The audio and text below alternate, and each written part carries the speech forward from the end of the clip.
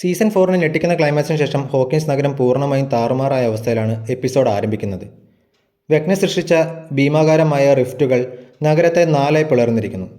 Upside down എന്ന വിചിത്ര ലോകം നമ്മുടെ യഥാർത്ഥ ലോകത്തിലേക്ക് പടരുന്നതിൻ്റെ വ്യക്തമായ ലക്ഷണങ്ങൾ ഹോക്കിൻസിൽ കാണാം.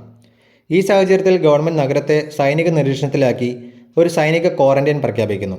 അവർ ആ റിഫ്റ്റുകളെല്ലാം തന്നെ ഒരു മെറ്റൽ ബാൻഡ് ഉപയോഗിച്ച് കവറും ചെയ്യുന്നു. ഇവിടെ കാര്യങ്ങൾ കൈകാര്യം ചെയ്യാൻ ലിൻഡ ഹാമിൽട്ടൺ അവതരിപ്പിക്കുന്ന പുതിയ കഥാപാത്രമായ ഡോക്ടർ കെയുടെ നേതൃത്വത്തിലുള്ള ഒരു സൈനിക സംഘം എത്തുന്നു. സൈന്യത്തിൻ്റെ പ്രധാന ലക്ഷ്യം ഇലവനാണ്. അവളെ പിടികൂടാനുള്ള സൈനിക നീക്കങ്ങൾ ശക്തമായതോടെ ഇലവൻ വീണ്ടും ഒളിവിൽ പോകാൻ നിർബന്ധിതയാകുന്നു.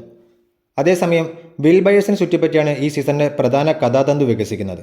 ആദ്യ എപ്പിസോഡിൻ്റെ തുടക്കത്തിൽ തന്നെ അപ്സൈഡ് ഡൗണിനുള്ളിൽ കാസിൽ ബയേഴ്സിൽ ഒരു ഡെമോഗോർഗൻ വില്ലിനെ അറ്റാക്ക് ചെയ്യുന്നതും ആ ഡെമോഗോർഗൻ വെഗ്നയുടെ അടുത്തേക്ക് വില്ലിനെ എത്തിക്കുന്നതുമായിട്ട് കാണിക്കുന്നുണ്ട്. വെഗ്നെ എവിടെയാണെന്ന് വിൽ എന്ന കഥാപാത്രത്തിന് കൃത്യമായി അറിയാമെന്നും അവനും വെഗ്നയുമായുള്ള ബന്ധം തകർക്കുന്നത് എളുപ്പമല്ലെന്നും ഈ എപ്പിസോഡ് സൂചന നൽകുന്നു. അപ്സൈഡ് ഡൗണിൽ എന്തൊക്കെയോ ഓപ്പറേഷൻസ് മിലിറ്ററി പ്ലാൻ ചെയ്യുന്നുണ്ട്. അതിന് അവർക്ക് ഇലവൻ അത്യാവശ്യമാണ്. സോ അതിനാണ് ഇവർ ഇലവനെ തുരത്തിക്കൊണ്ടിരിക്കുന്നത്. എന്നാൽ നമ്മുടെ ഈ ഗ്രൂപ്പ് ഓഫ് ഫ്രണ്ട്സ്, ജോയിസും ഹോപ്പറും ഉൾപ്പെടെയുള്ള ബാക്കി ഫ്രണ്ട്സും എല്ലാവരും കൂടെ ചേർന്നിട്ട് ഇവർ മറ്റൊരു ഓപ്പറേഷൻ പ്ലാൻ ചെയ്യുകയും വെഗ്നെ കണ്ടുപിടിച്ച് കൊല്ലാനായിട്ട് വേണ്ടി ശ്രമിച്ചുകൊണ്ടിരിക്കുന്നു. സോ മിലിറ്ററി അപ്സൈഡ് ഡൗണിലേക്ക് ട്രക്കുകൾ അയച്ച് അവിടെ ഒരു ഓപ്പറേഷൻസ് പ്ലാൻ ചെയ്യുന്നതിൻ്റെ ഒപ്പം തന്നെ ഹോപ്പറും ആ ട്രക്കുകളുടെ ഒപ്പം തന്നെ അകത്തേക്ക് കയറുന്നു. എന്നാൽ അവിടെ വെച്ച് ആ ട്രക്കുകൾ ഒരു ഡെമോഗോർഗൻ അറ്റാക്ക് ചെയ്യുകയും ഹോപ്പർ അതിനകത്ത് പെട്ടുപോവുകയും ചെയ്യുകയാണ്.